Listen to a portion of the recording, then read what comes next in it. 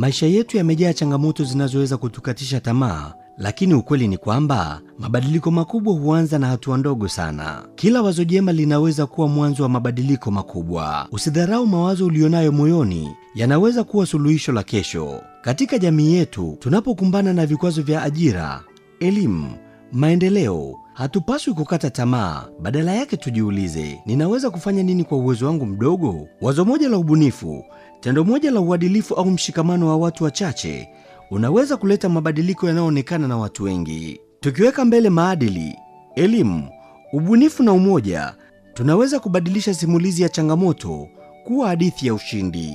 Maadili hutujenga, elimu hutufungua macho, ubunifu hutupa njia mpya na umoja hutupa nguvu. Leo chagua kuwa sehemu ya suluhisho.